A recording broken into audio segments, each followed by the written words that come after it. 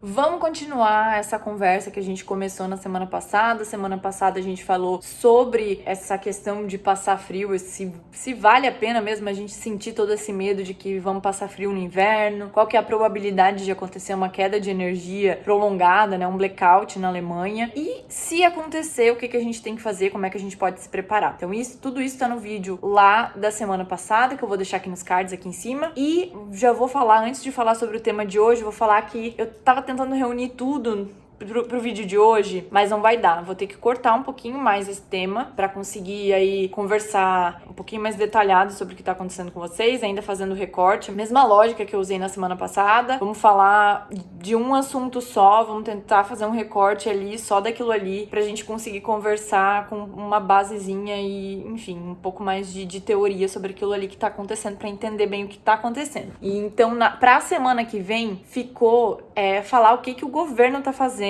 para reduzir a energia, tanto no sentido de reduzir a energia nos prédios públicos, enfim, o que eles estão fazendo para diminuir essa conta do lado do governo mesmo, como pro lado da gente que é civil e vai ter que pagar uma conta de luz muito alta. Então, semana que vem a gente vai falar sobre isso, o que o governo tá fazendo, qual que é a parte do governo nessa história. E hoje a gente vai falar sobre qual que é a nossa parte. Então a gente vai falar sobre o valor da conta de energia, como é que foi evoluindo aí ao longo dos anos e como tá esse valor hoje, e também o que a gente pode fazer para economizar energia. Então vamos lá.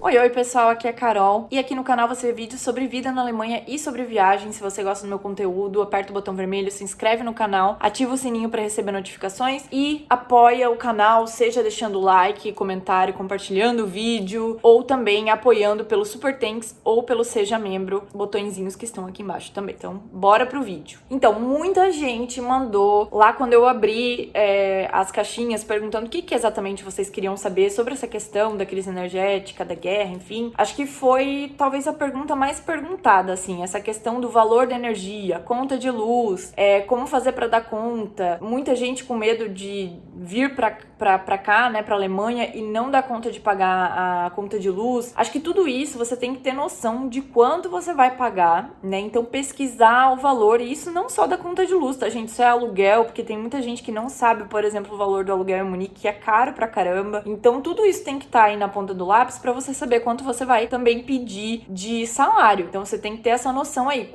quanto que vai ser o seu custo de vida pra pedir salário. E dentro do custo de vida você tem que entender qual que é o valor da conta de energia. No último ano aumentou bastante a energia. Não vou falar agora de todos os porquês disso ter acontecido, não é o tema desse vídeo. Aumentou aí numa média de 32,16 centavos por quilowatt-hora em 2021 para agora, o valor de outubro de 2022, 53,83 centavos por quilowatt-hora. Então aumentou muito, um aumento aí de uns 80%, de 32% para 53%, por aí, não chegou a dar 100%, não é o dobro, mas um aumento bem considerável. E por que eu falei que é uma média? Porque aqui na Alemanha você pode escolher o seu provedor de energia, o mercado é bem competitivo, tem várias empresas, então você escolhe de acordo com o valor que a empresa ali que você quiser, que você achar melhor. E aí as empresas têm vários tipos de energia, vamos colocar assim, tem empresas que vão ter ali um fornecimento de energia renovável, tem empresas que vão ter um mix de energia renovável com outros tipos de energia, tem empresa que vai ser, enfim, vai ter ali empresas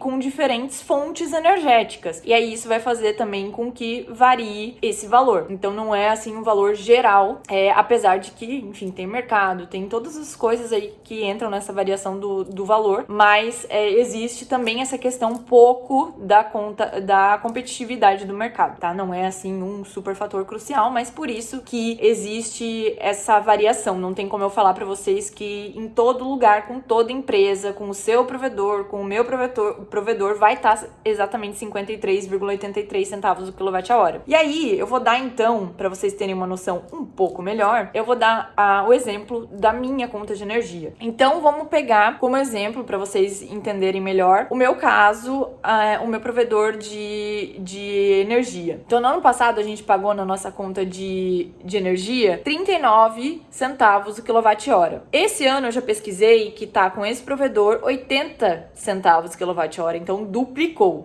Não sei se exatamente se vai fechar aí pra gente, não vai, porque a conta de energia aqui, ela funciona de uma maneira um pouco diferente do Brasil. No Brasil, a gente paga ali o consumo já mensalmente, e aqui na Alemanha, a gente paga um valor fixo por mês, e aí no final de um ano, a gente ou vai ter que pagar mais se a gente consumiu mais do que pagou, ou a gente vai receber de volta o dinheiro se a gente consumiu um pouco menos do que a gente pagou. Então, a gente fica sabendo realmente, quem fica recebendo essa conta de consumo todo mês é o dono do apartamento. Então, a gente alugando o apartamento, a gente não recebe essa conta de luz, a gente não tem essa noção. Se a gente não for lá pesquisar quanto que realmente está o quilowatt-hora, a gente não sabe quanto que vai dar esse susto lá no final, entendeu? Lá no final de um ano. Então, a gente tem que sempre pesquisar esse valor de quilowatt-hora para ter uma ideia de quanto a gente vai pagar, principalmente agora que está oscilando bastante. Então, eu, por exemplo, estou me preparando psicologicamente e economicamente para eu pagar o dobro do que eu paguei no ano passado, porque aparentemente, pelo meu provedor, aumentou de 39 centavos para 80 centavos. E aí é importante você entender o seu consumo também. Lá em casa, por exemplo, somos em duas pessoas, e a gente gasta menos do que um consumo médio para uma pessoa na Alemanha. Então também é interessante você entender qual é o seu consumo, o que você gastou no último ano, ou pelo menos, se você é novo na Alemanha, procurar uma média do consumo de uma pessoa, se você mora sozinho, média de consumo de 2 pessoas se você mora sozinho, de 3 pessoas se você mora com 3 pessoas, e assim vai. E aí eu vou colocar na tela, então vou usar esse valor do meu provedor de energia e vou colocar na tela aí pra vocês verem uma tabela que diz o número de pessoa na casa, né, 1, 2, 3 ou 4 pessoas, a média de quilowatt-hora por ano. Isso é uma média que eu peguei na internet, tá, gente? Como eu falei, eu e o meu marido, a gente gasta menos do que essa média para uma pessoa. Dependendo do que você tem em casa, você pode gastar mais ou menos do que essa média. É uma média. Então tá aí a média por ano. E aí, em 2021, o que essa pessoa teria pago, né, se tivesse sido aí como meu provedor de energia cobrado 39 centavos, e o que seria pago em 2022 com o valor de 80 centavos por quilowatt-hora, quanto que seria cobrado. Então, aí o dobro, um pouquinho mais que o dobro pela conta de energia. E aí, o que se pode fazer para economizar energia? Algumas coisas são bem parecidas. Eu acho que a gente já pode usar tudo que a gente sabe sobre economizar energia no Brasil. Então, trocar as lâmpadas por lâmpadas LED, que são mais econômicas, apagar as luzes quando não tiver no cômodo, não tiver usando, não tiver em casa, todas essas coisas, deixar os aparelhos em stand-by, tirar da tomada, não deixar os aparelhos em stand-by, realmente tirar da tomada, porque mesmo em stand-by eles gastam alguma coisa, manter a geladeira limpa, descongelar quando for preciso, usar notebook no lugar do computador, cozinhar com tampa, porque aí o cozimento é mais rápido, então gasta menos energia ali do fogão, verificar a melhor maneira de usar a sua máquina de lavar roupa, então, por exemplo, sem a pré-lavagem, no máximo usar 30 graus, não usar uma água tão quente que vai precisar gastar mais energia para ainda aquecer aquela água, não usar secadora, tentar centrifugar bem ali com a máquina mesmo e estender no varal para secar, para economizar já a secadora. Então, todas essas coisas que a gente já traz, né, que a gente talvez já saiba do Brasil, de economia de energia no Brasil, trazer isso também para a Alemanha. Algumas outras dicas são ficar ligado na hora que vocês vão comprar algum eletrodoméstico. Então, a gente que tá mudando, normalmente a gente costuma comprar eletrodoméstico. Então, para você que tá vindo para a Alemanha, para você que de repente pegou um primeiro apartamento com os eletrodomésticos já em casa, agora vai mudar, vai precisar comprar eletrodoméstico, se atenta àquela legenda, ela é igual no Brasil e aqui na Alemanha, aquela de A, B, C, que acho que vai até G, que tem aquelas corzinhas, às vezes tem C+, B+, que vai falando ali da eficiência daquele produto e quanto gasta de energia, eficiência energética, enfim. Então, se atentar nisso também para ser um aparelho econômico. E aí, checa também de tudo que você tem em casa, vai pensando nas suas fontes que gastam energia ali dentro da sua casa, os eletrodomésticos que você tem, enfim, computador que você tem, TV, e quem sabe checa no manual ou checa na internet dicas de como usar aquilo da forma mais eficiente possível. Isso também é uma maneira de você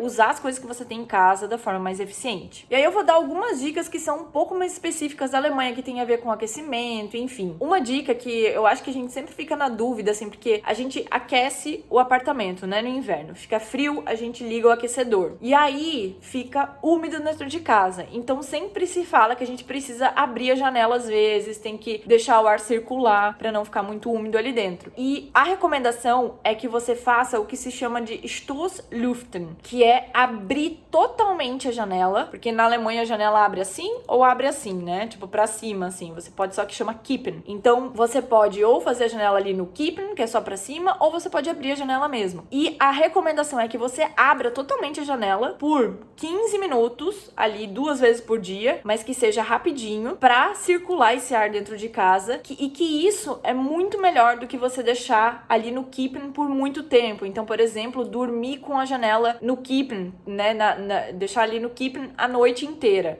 Então, isso é mais prejudicial, o aquecedor acaba trabalhando mais para manter a sua casa quente do que se você simplesmente abrir por 15 minutos 2 vezes no dia a janela completamente para ter essa circulação de ar. Então, a recomendação é essa: abram totalmente a janela por 15 minutos 2 vezes no dia, em vez de deixar a janela aberta ali por cima por muito tempo. Deixar o aquecedor sempre livre, então não colocar móveis bloqueando o aquecedor, não tentar esconder o aquecedor com sofá ou colocando móvel na frente, tentar deixar ele livre para que esse calorzinho que irradia dele saia ali pro apartamento e consiga aquecer o apartamento sem muita dificuldade. Então, toda vez que vocês fizerem alguma coisa no forno, por exemplo, também deixar o forno um pouco aberto depois, enquanto ele ainda estiver quentinho, para ajudar a aquecer o ambiente. Manter o aquecedor limpo. Essas dicas de não bloquear o aquecedor, manter o aquecedor limpo, é para quem tem aquele aquecedor ali, normalmente fica debaixo da janela, aquele aquecedor de parede, porque tem aquecedor no chão, que aí obviamente não tem o que você fazer, né? Mas quem tem aquele aquecedor que fica ali na janela, na parede,